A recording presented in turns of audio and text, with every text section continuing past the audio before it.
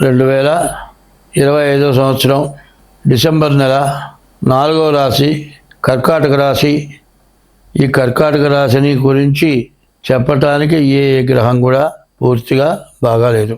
గురువు ఒక్కడు దాదాపుగా బాగున్నాడని చెప్పాలి. ఉచ్చలో ఉన్నాడు కాబట్టి మిగతా గ్రహాలు ఏవి బాగాలేవు. ఎవరైనా సరే ఏ గ్రహం కూడా ఉపయోగపడుతుంది అని చెప్పడానికి ఎక్కడ అవకాశం కనపట్టలేదు. కర్కటస్య నిశాకర. ఈ కర్కాటక రాశికి చంద్రుడు అధిపతి.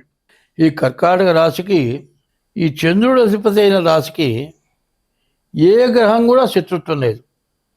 ఆ గ్రహాలకి ఈ గ్రహం మీద శత్రుత్వం ఉండొచ్చు, కానీ చంద్రుడికి మాత్రం ఏ గ్రహాల శత్రుత్వం లేవు. శత్రువును కూడా మంచిగా చూసేటువంటి స్వభావం కర్కాటక రాశికి ఉంది.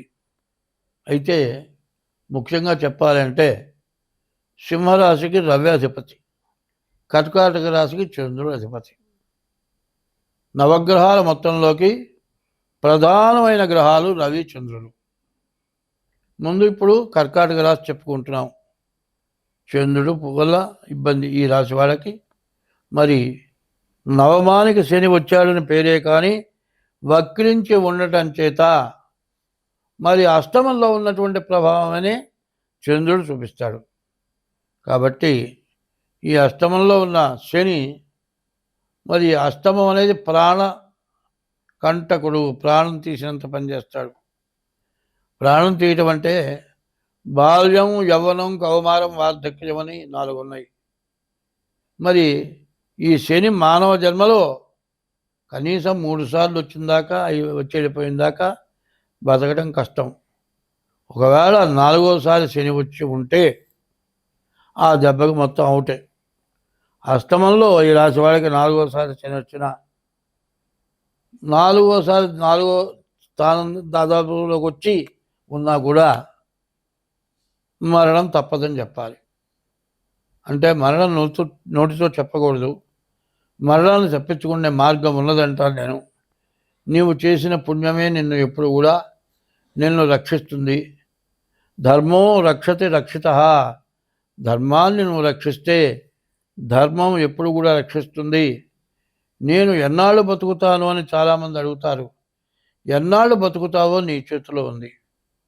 ఎందుకంటే మానవుడికి జ్ఞానాన్ని ఇచ్చి జన్మనిచ్చాడు.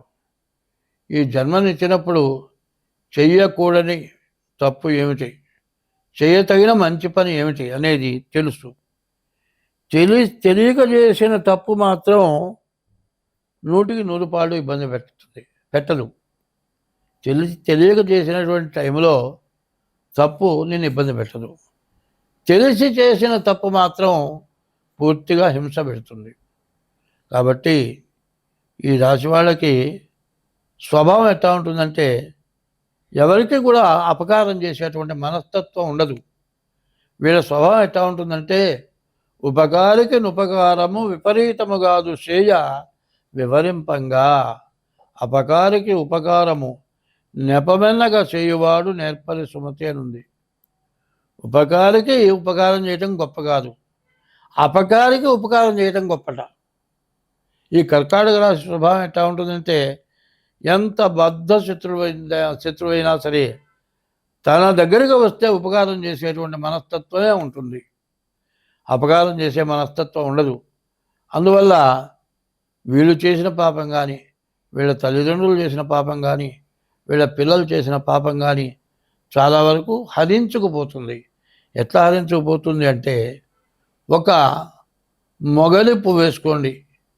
ఈ మొగలి పువ్వు వాసన చెట్టున పూలుంటే అట్లా కదలగానే వాసన వచ్చేస్తుంది.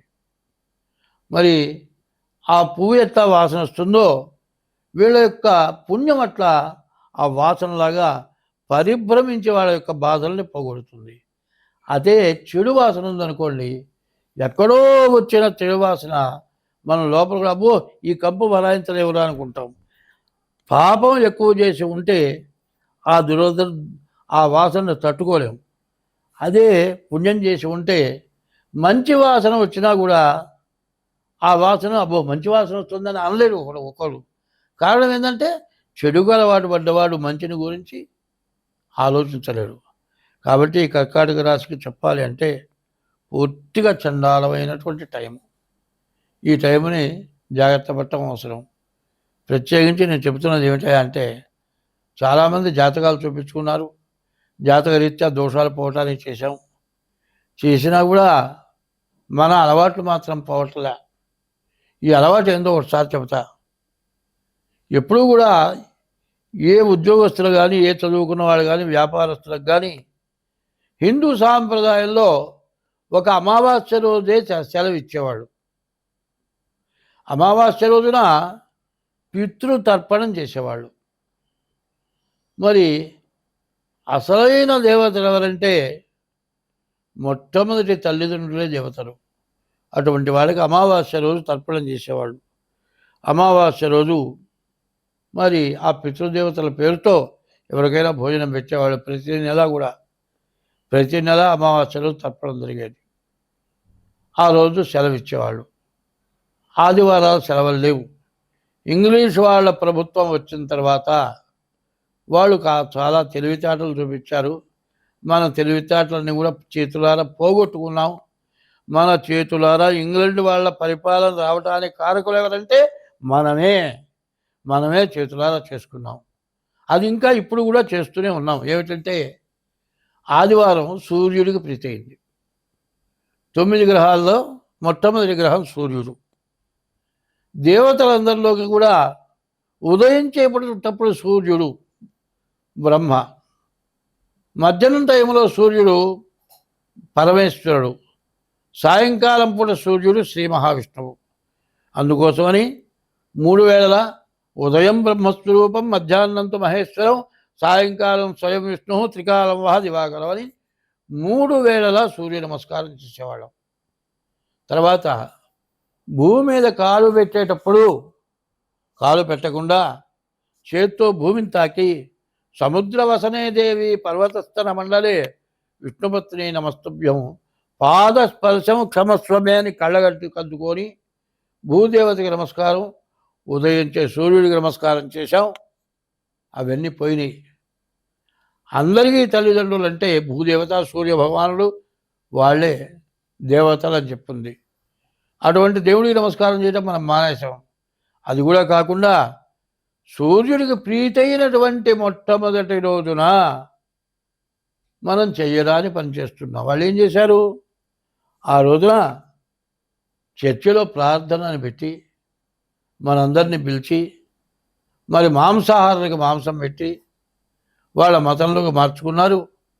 మన హిందువు అయిన వాడు హిందూ దేవుణ్ణి పూజించడం మానేసి మటన్ తినటానికి అలవాటు పడి ఈరోజు కూడా ఆదివారం ఇవాళ గుళ్ళోకి రానండి, మటన్ తిన్నా నేను. దేవుణ్ణి పూజించాల్సిన రోజున చెయ్యరాని తప్పు పని చేయటం వల్ల మన పాపం పెరిగిపోతుంది. ఇప్పటికైనా ఆదివారం రోజు మటన్ తినటం మానేయాలి. ఆదివారం రోజు తప్పుడు పనులు చేయకూడదు. ఆదివారం రోజు సెలవు వచ్చింది కదా అని దేవతను పూజించండి. మన మతాన్ని మనల్ని సర్వనాశనం చేయడానికి ఆ రోజున వాళ్ళు వచ్చి మన దేశాన్ని 200 సంవత్సరాలు వాళ్ళు పరిపాలించి రత్నాలు పండించినటువంటి నేలని రత్నాలు మొత్తం దోచుకొని పోయి మనల్ని మట్టి దెబ్బ చేసి మైండ్లో తలకాయలో రేగడి మట్టి నింపి మనల్ని సర్వనాశనం చేసే వాళ్ళు వెళ్ళిపోయినారు. ఇప్పటికైనా నాబుటి వాళ్ళు చెప్పేది తలకి ఎక్కటం లేదు. ఆదివారం రోజు మటన్ తింటాం మానేయటం, ప్రతిరోజు సూర్య నమస్కారం చేయటం, ఆదివారం రోజు ప్రత్యేకించి దేవతల్ని పూజించటం, అమావాస్య రోజు పితృతర్పణ చేయటం, తల్లి తండ్రి గురువు దైవం అన్నారు. ఈ పద్ధతులు అందరూ అవలంబించాలి. ఇది మొత్తం అందరూ కూడా ఖచ్చితంగా రికార్డు చేసి పెట్టుకోండి. ప్రతిరోజు వినండి. ఓ రోజు కాదే ఓ రోజుకైనా మీరు మారితే మీరు, మీ పిల్లలు, మీ కుటుంబం, మీ దేశం, మీ మతం బాగుపడుతుంది. కాబట్టి ఈ కర్కాటక రాశికి చంద్రుడు అధిపతి. వీళ్ళు కూడా తెలుసుకోవాల్సిన అవసరం ఉంది. సింహరాశి వాళ్ళు, కర్కాటక రాశి వాళ్ళు పూర్తిగా ఈ చెప్పింది బాగా విని వాళ్ళు అవలంబిస్తూ అందరికీ చెప్తే ఎంతైనా మంచిది. స్వస్తి.